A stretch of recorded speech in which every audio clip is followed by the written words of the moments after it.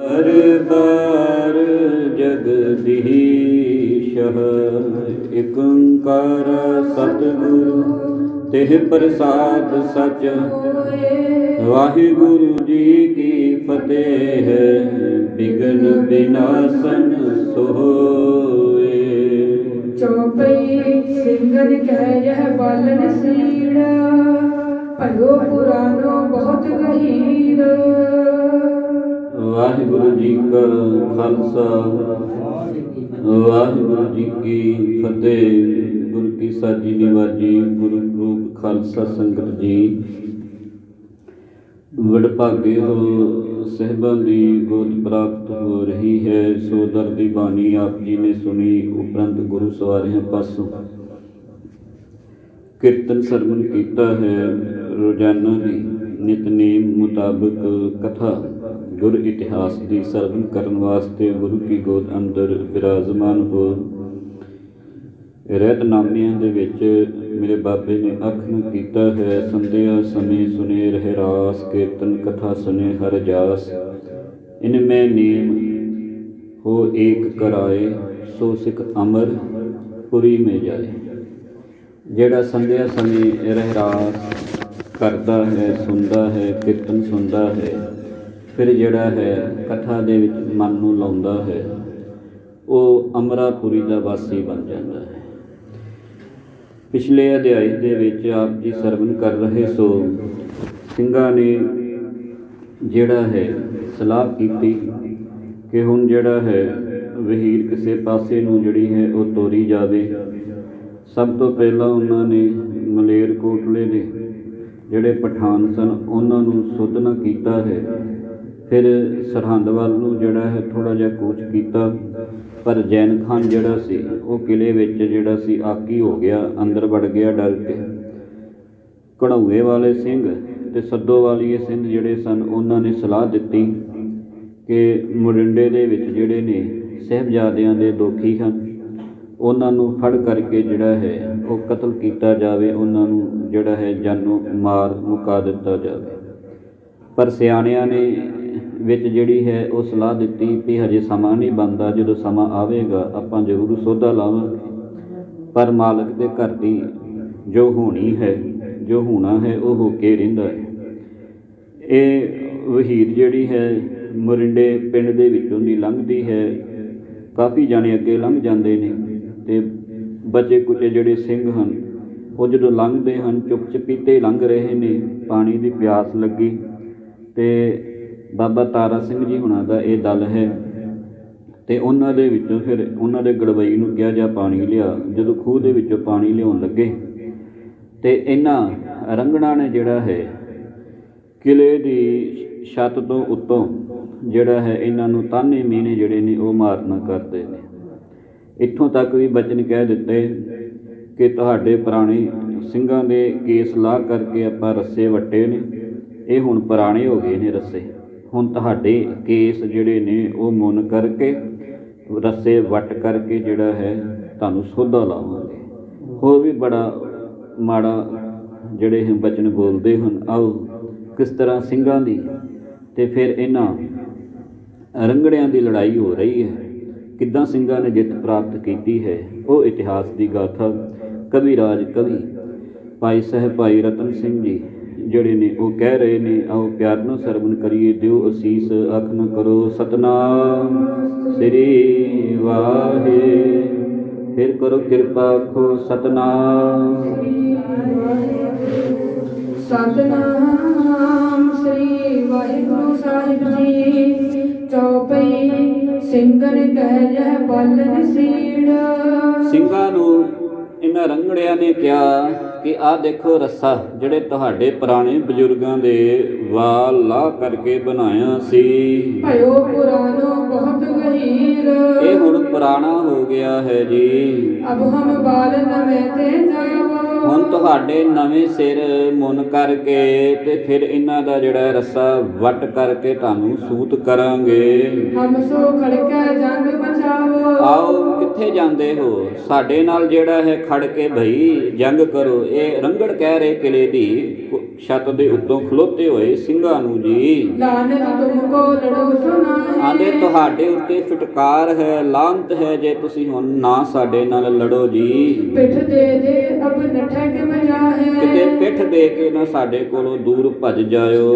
ਤੁਮਰੇ ਗੁਰੂ ਕੇ ਹਮ ਪੁੱਤਰ ਮਾਰਿਆ ਅਸੀਂ ਤੁਹਾਡੇ ਗੁਰੂ ਦੇ ਫਰਜ਼ੰਦਾਂ ਨੂੰ ਜਿਹੜਾ ਸੀ ਮਰਵਾਇਆ ਸੀ, ਤੁਮ ਮਾਰਨ ਕੋ ਹਮ ਫਿਰੈ ਤਿਆਰੇ ਤੇ ਹੁਣ ਤੁਹਾਨੂੰ ਵੀ ਮਾਰਨ ਵਾਸਤੇ ਅਸੀਂ ਬੜੇ ਕਾਹਲੇ ਹਾਂ, ਛੇਤੀ ਤੁਹਾਨੂੰ ਮਾਰ ਦੇਣਾ ਹੈ ਜੀ। ਤੁਮ ਹੋ ਜੱਟ ਹਮ ਹੈ ਰਜਪੂਤ ਕਹਿੰਦੇ ਤੁਸੀਂ ਹੋ ਜੱਟ ਤੇ ਅਸੀਂ ਹਾਂ ਰਾਜਪੂਤ।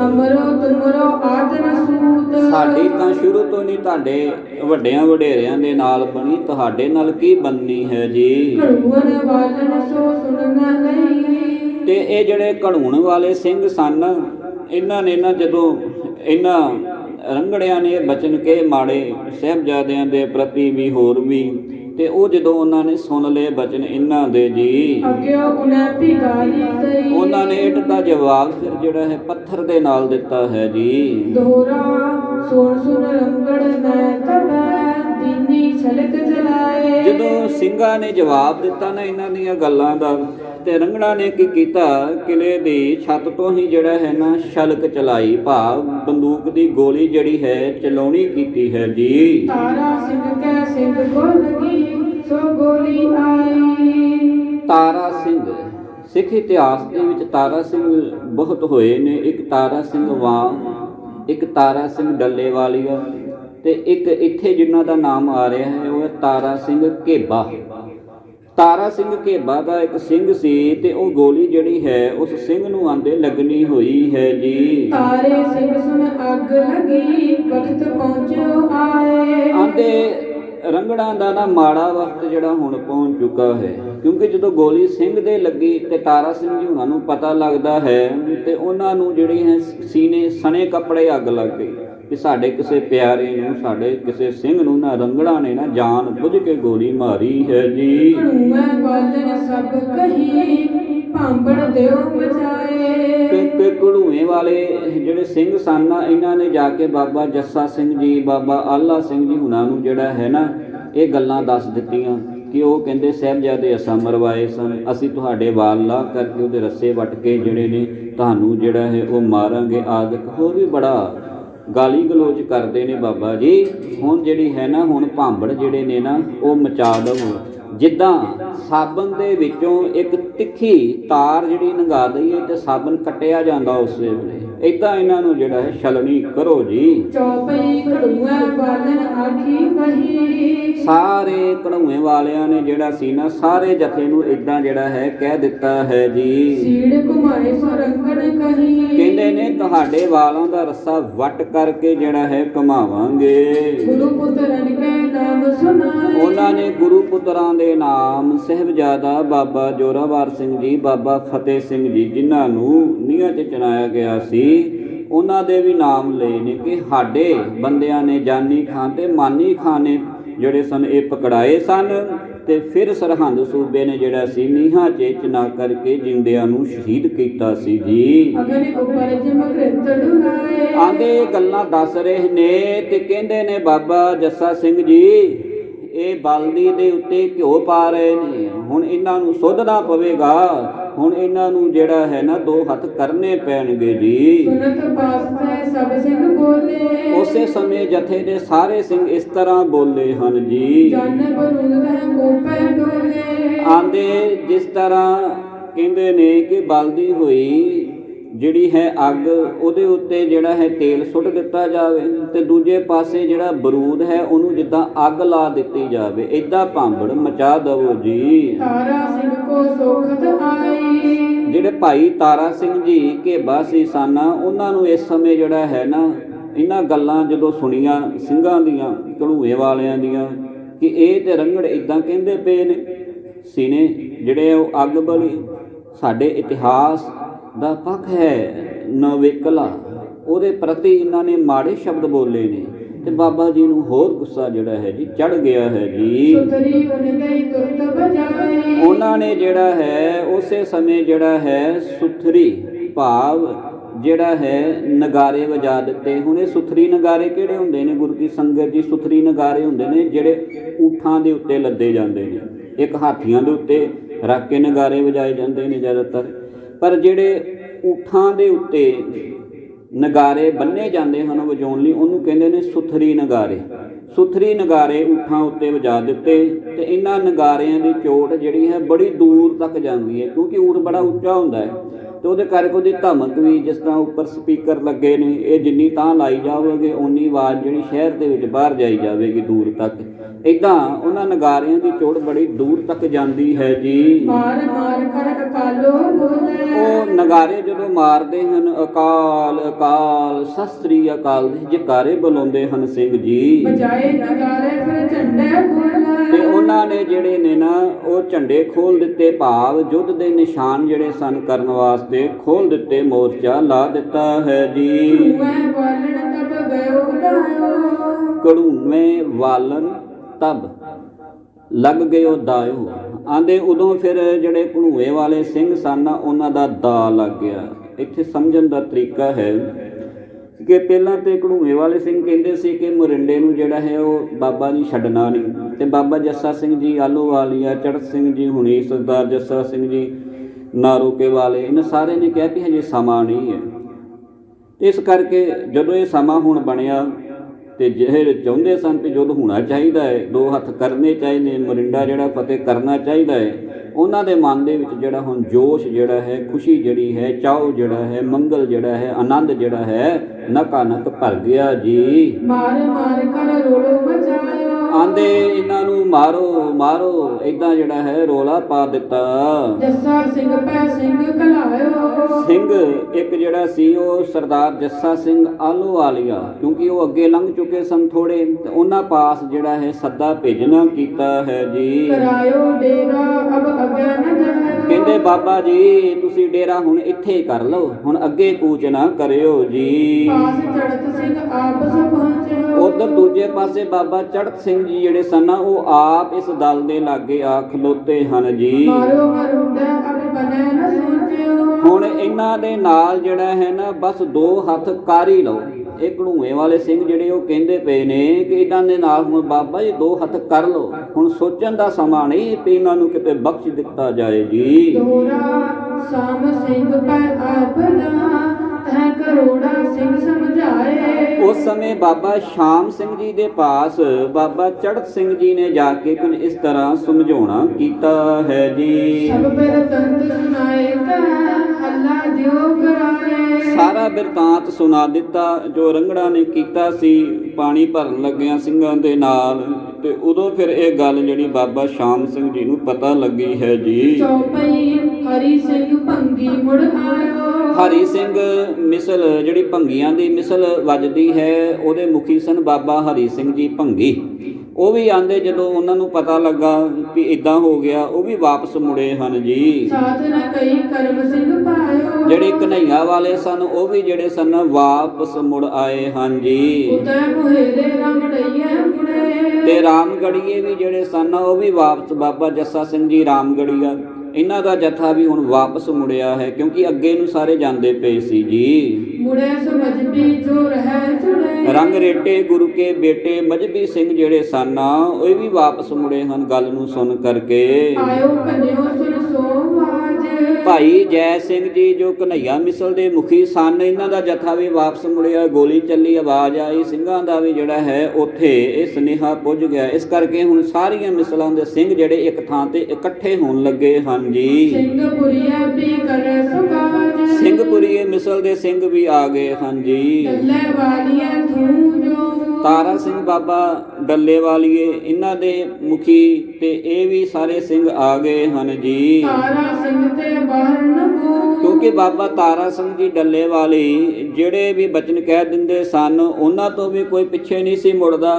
ਤੇ ਦੂਜੇ ਪਾਸੇ ਇਹ ਤਾਰਾ ਸਿੰਘ ਦਾ ਜਿਹੜਾ ਨਾਮ ਆ ਰਿਹਾ ਹੈ ਤਾਰਾ ਸਿੰਘ ਜੀ ਘੇਬਾ, ਇਹਨਾਂ ਦਾ ਜਿਹੜਾ ਹੁਣ ਇਹ ਕਿਹਾ ਹੋਇਆ ਬਚਨ ਸੀ ਨਾ ਵੀ ਇੱਦਾਂ ਉਹਨਾਂ ਨੇ ਕੀਤਾ, ਜ਼ਾਲਮਾਂ ਨੇ ਇੱਦਾਂ ਤਾਨਾ ਤੇ ਮਿਹਣਾ ਮਾਰਿਆ, ਹੁਣ ਮੋਰਿੰਡੇ ਨੂੰ ਜਿਹੜਾ ਹੈ ਉਹ ਫਤਿਹ ਕਰਨਾ ਹੈ। ਇਸ ਕਰਕੇ ਇਹਨਾਂ ਦੇ ਕਹੇ ਹੋਏ ਬਚਨਾਂ ਦੇ ਉੱਤੇ ਸਿੰਘ ਜਿਹੜੇ ਨੇ ਇਕੱਠੇ ਹੋਣ ਲੱਗੇ ਹਨ ਜੀ। ਸੋਢੀ ਬੇਦੀ ਸ਼ਹੀਦ ਪੁਜ ਭੁਜੰਗੀ। ਸੋਢੀ ਬੇਦੀ ਸ਼ਹੀਦ ਭੁਜੰਗੀ। ਗੁਰੂ ਰਾਮਦਾਸ ਜੀ ਮਹਾਰਾਜ ਜੀ ਦੀ ਕੁਲ ਦੇ ਵਿੱਚੋਂ ਸੋਢੀ, ਗੁਰੂ ਨਾਨਕ ਦੇਵ ਜੀ ਮਹਾਰਾਜ ਜੀ ਦੀ ਕੁਲ ਦੇ ਵਿੱਚੋਂ ਬਾਬਾ ਸਾਹਿਬ ਸਿੰਘ ਜੀ ਬੇਦੀ ਤੇ ਉਸ ਤੋਂ ਅੱਗੇ ਬਾਬਾ ਰਾਮ ਸਿੰਘ ਜੀ ਬੇਦੀ, ਜੋ ਇਹਨਾਂ ਦੇ ਵੱਡੇ ਵਡੇਰੇ ਅੱਗੇ ਹੋਏ ਨੇ, ਉਹ ਵੀ ਉੱਥੇ ਆ ਪਹੁੰਚੇ ਤੇ ਆਪਣੇ ਨਿਹੰਗਾਂ ਸਿੰਘਾਂ ਦੀਆਂ ਜਿਹੜੀਆਂ ਫੌਜਾਂ ਸਨ, ਭੁਜੰਗੀ ਸਿੰਘ ਜਿਨ੍ਹਾਂ ਨੂੰ ਕਹਿੰਦੇ ਨੇ, ਉਹ ਵੀ ਨਿਹੰਗ ਸਿੰਘ ਆ ਪਹੁੰਚੇ ਹਨ ਜੀ। ਨਿਹੰਗ ਅੰਮ੍ਰਿਤਸਰ ਮਨ ਸੋ ਚੰਗੀ। ਭਾਈ ਮਨੀ ਸਿੰਘ ਜੀ ਦਾ ਜਥਾ ਜਿਹੜਾ ਨਿਹੰਗਾਂ ਦਾ ਸੀ, ਉਹ ਵੀ ਸੇਰੀ ਫੌਜ ਹੈ, ਆ ਗਈ ਹੈ ਜੀ। ਨਿਸ਼ਾਨਨ ਵਾਲਾ ਨਿਸ਼ਾਨ ਤੈ ਖੋਲੇ। ਤੇ ਉੱਥੇ ਨਿਸ਼ਾਨਚੀਆਂ ਨੇ ਫਿਰ ਜਿਹੜੇ ਹਨ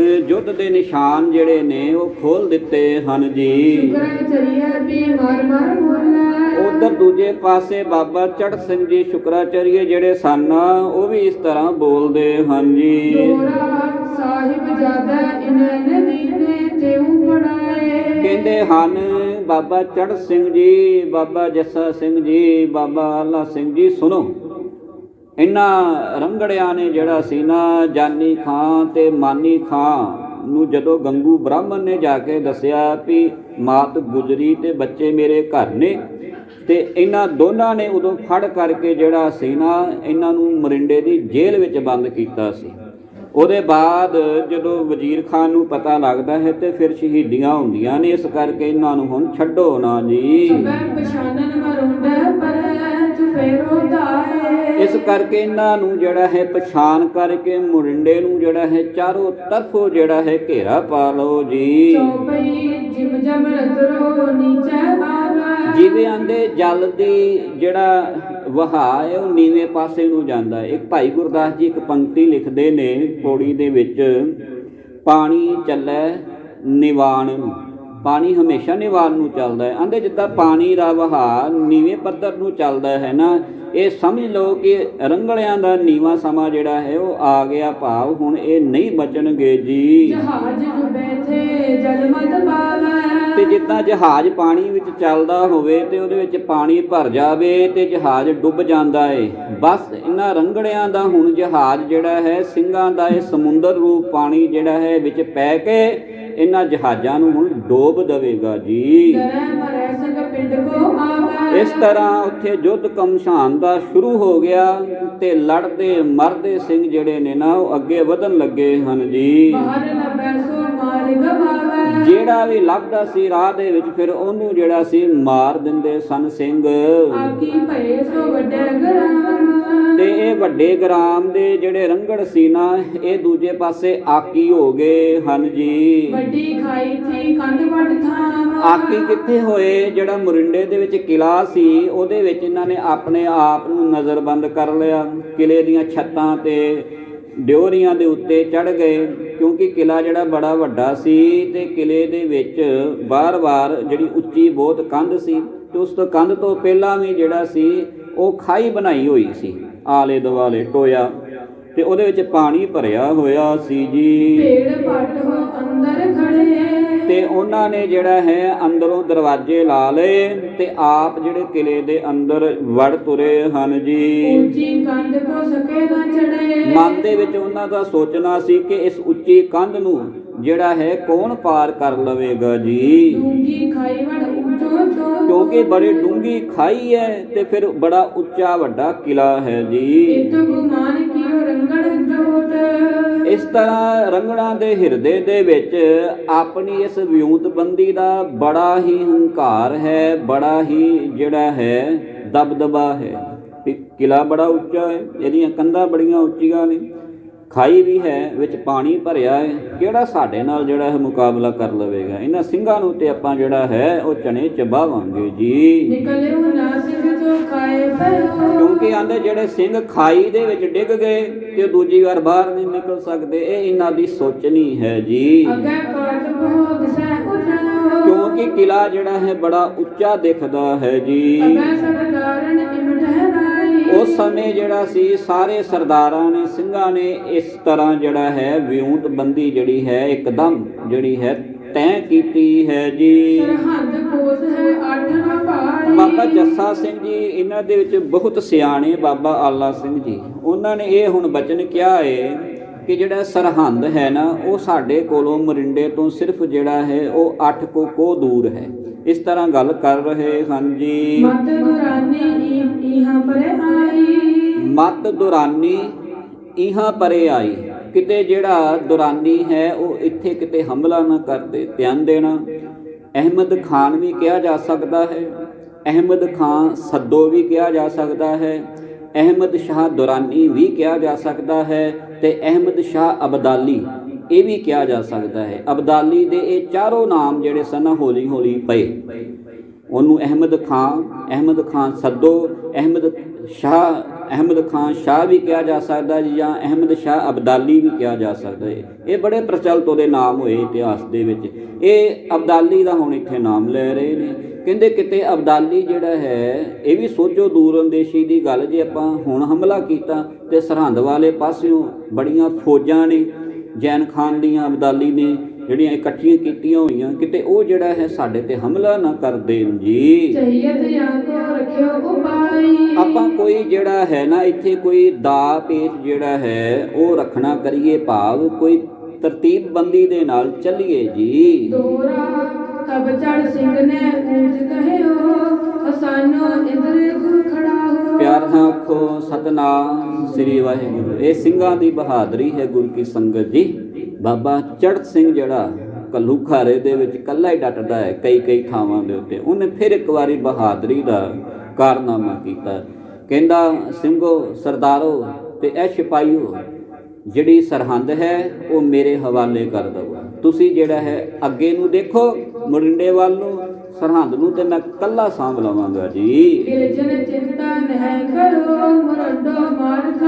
ਤੁਸੀਂ ਹੁਣ ਇਹਨਾਂ ਗਿਲਜਿਆਂ ਦੀ ਜੈਨ ਖਾਨ ਦੀ ਫੌਜ ਦੀ ਚਿੰਤਾ ਨਾ ਕਰਿਓ, ਮੈਂ ਸਰਹੰਦ ਨੂੰ ਆਪੇ ਰੋਕ ਲਵਾਂਗਾ। ਤੁਸੀਂ ਮੋਰਿੰਡਾ ਜਿਹੜਾ ਇੱਕ ਵਾਰੀ ਫਤਿਹ ਜ਼ਰੂਰ ਕਰੋ ਜੀ। ਉਸ ਸਮੇਂ ਫਿਰ ਬਾਬਾ ਚੜ੍ਹ ਸਿੰਘ ਜੀ ਨੇ ਏਦਾਂ ਬੋਲਣਾ ਕੀਤਾ ਹੈ ਜੀ। ਇੱਧਰ ਦਾ ਜਿੰਮਾ ਸਰਹੰਦ ਨੂੰ ਜਿਹੜਾ ਹੈ ਰੋਕ ਰੱਖਣਾ, ਜੈਨ ਖਾਨ ਦੀ ਫੌਜ ਨੂੰ ਰੋਕ ਰੱਖਣ ਦਾ ਜਿੰਮਾ ਕਹਿੰਦਾ ਬਾਬਾ ਚੜ੍ਹ ਸਿੰਘ ਉਹ ਮੇਰਾ ਹੈ ਸਿੰਘੋ। ਇੱਦਾਂ ਕਹਿ ਕਰਕੇ ਬਾਬਾ ਚੜ੍ਹ ਸਿੰਘ ਜੀ ਸਰਹੰਦ ਵੱਲ ਨੂੰ ਹੋ ਤੁਰੇ ਜੀ। ਪਿਹਰ ਨਾ ਆਖੋ ਸਤਨਾਮ ਸ੍ਰੀ ਵਾਹਿਗੁਰੂ। ਤੇ ਉਹ ਤੇ ਅੱਗੇ ਡਰ ਕੇ ਜਿਹੜਾ ਸੀ ਆਕੀ ਹੋ ਕੇ ਸਰਹੰਦ ਦੇ ਕਿਲੇ 'ਚ ਵੜਿਆ ਬੈਠਾ ਸੀ ਜੈਨ ਖਾਨ। ਪਿਆਰ ਨਾਲ ਆਖੋ ਸਤਨਾਮ ਸ੍ਰੀ ਵਾਹਿਗੁਰੂ। ਆਗੇ ਗਿਲਜਨ ਕੋ ਡਰ ਪਇਓ। ਉਹ ਪਹਿਲਾਂ ਹੀ ਡਰਿਆ ਹੋਇਆ ਸੀ ਕਿ ਅਬਦਾਲੀ ਮੇਰੇ ਲਾਗੇ ਹੈ ਨਹੀਂ ਹੈ, ਤੇ ਇਹ ਸਿੰਘਾਂ ਨੇ ਜਿਹੜਾ ਕਿਤੇ ਮੇਰਾ ਸਤਿਆਨਾਸ਼ ਹੀ ਨਾ ਕਰ ਦੇਣ। ਇਸ ਕਰਕੇ ਕਵੀ ਰਾਜ ਜੀ ਇਹ ਬਚਨ ਕਹਿ ਰਹੇ ਹਨ ਜੀ। ਉਹ ਏਦਾਂ ਬੋਲਣ ਲੱਗਾ ਹੁੰਦਾ, ਆਈ ਉਹ ਸਿੰਘ ਆ ਗਏ ਕਿਤੇ ਸਾਨੂੰ ਜਿਹੜਾ ਹੈ ਮਾਰ ਨਾ ਦੇਣ ਜੀ। ਉਹ ਕਹਿੰਦੇ ਹਨ ਕਿ ਇਹਨਾਂ ਤੋਂ ਤੇ ਸਾਨੂੰ ਹੁਣ ਡਰ ਲੱਗਦਾ, ਇਹਨਾਂ ਦਾ ਵੱਡਾ ਘੱਲੂ ਘਾਰੇ ਦੇ ਵਿੱਚ ਹੱਥ ਆਪਾਂ ਦੇਖੇ ਹੋਏ ਸਨ ਜੀ। ਹੁਣ ਦੂਜੇ ਪਾਸੇ ਮੋਰਿੰਡੇ ਵੱਲ ਦੀ ਤੁਸੀਂ ਸੰਗਤ ਜੀ ਬਾਤ ਸੁਣੋ। ਇਹ ਹੋ ਗਈ ਸਰਹੰਦ ਵੱਲ ਦੀ, ਜੈਨ ਖਾਨ ਡਰ ਕੇ ਅੰਦਰ ਵੜ ਗਿਆ। ਤੇ ਹੁਣ ਤੁਸੀਂ ਮੋਰਿੰਡੇ ਦੀ ਗੱਲ ਸੁਣੋ ਜੀ। ਤੇ ਇਹ ਜਿਹੜੇ ਰੰਗੜ ਸਨ ਕਹਿਣ ਲੱਗੇ ਕਿ ਸਾਰਿਆਂ ਨੂੰ ਇੱਕੋ ਵਾਰੀ ਜਿਹੜਾ ਹੈ ਘਾਤ ਭਾਵ ਜਾਨੋਂ ਮਾਰ ਦਈਏ ਜੀ। ਤੇ ਦੂਜੇ ਪਾਸੇ ਸਿੰਘ ਕਹਿੰਦੇ ਨੇ ਕਿ ਮੋਰਿੰਡੇ ਵਾਲਿਆਂ ਨੂੰ ਨਹੀਂ ਛੱਡਣਾ, ਪਰ ਜਿੱਥੇ ਬੋਦੀ ਵਾਲੇ ਦਿਖ ਜਾਣ, ਭਾਵ ਹਿੰਦੂ ਜਿੱਥੇ ਦਿਖ ਜਾਣ। ਪਿੱਛੇ ਜੀ ਆਪਾਂ ਇਸ ਪ੍ਰਕਰਨ ਨੂੰ ਜਿਹੜਾ ਸੀ ਸਰਵਣ ਕੀਤਾ ਸੀ, ਉਹਨਾਂ ਨੂੰ ਕੁਝ ਨਹੀਂ ਕਹਿਣਾ, ਸਿਰਫ ਜਿਹੜੇ ਰੰਗੜ ਨੇ ਉਹਨਾਂ ਦਾ ਸੋਧਾ ਲਾਉਣਾ ਹੈ ਜੀ। ਤੇ ਜਿਨ੍ਹਾਂ ਦੇ ਸਿਰ ਤੇ ਬੋਦੀ ਨਾ ਹੋਵੇ ਬਸ ਉਹਨਾਂ ਦਾ ਸਿਰ ਜਿਹੜਾ ਹੈ ਧਰ ਨਾਲੋਂ ਅਲੱਗ ਕਰ ਦਵੋ ਜੀ।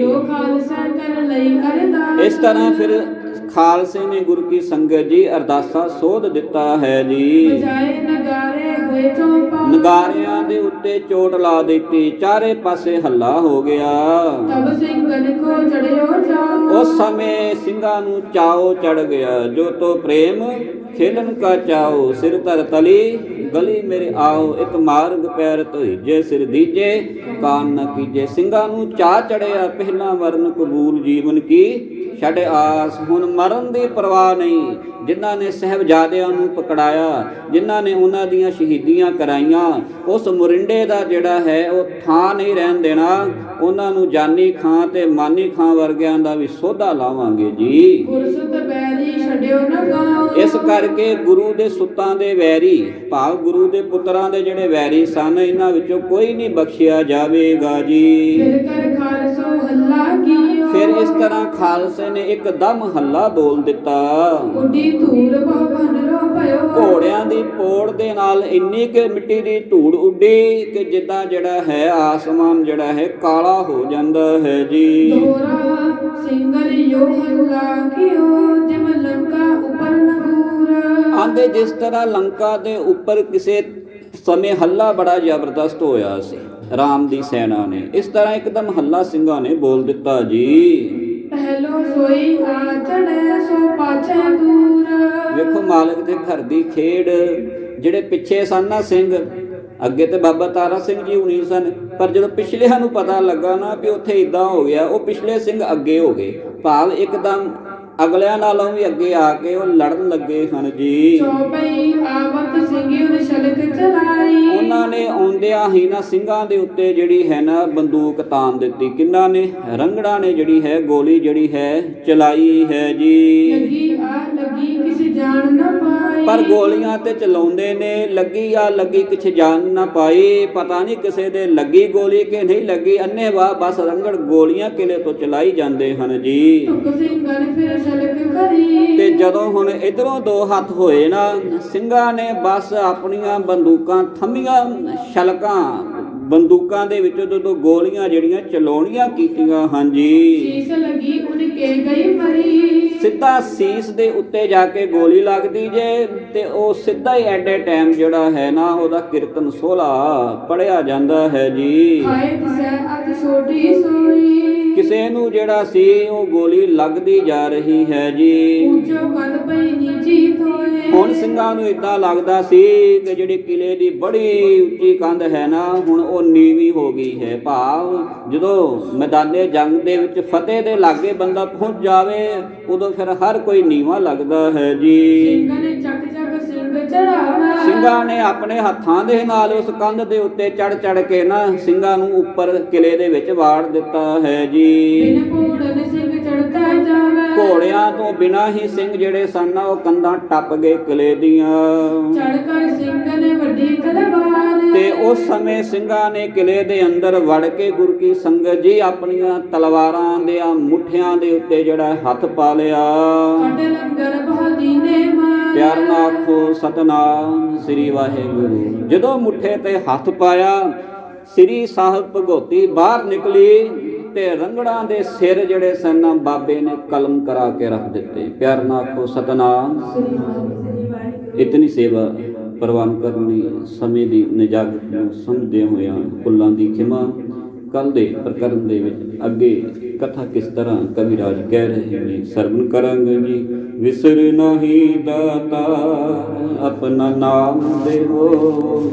ਵਿਸਰ ਨਹੀਂ ਦਾਤਾਰ ਆਪਣਾ ਨਾਮ ਦੇਹੋ।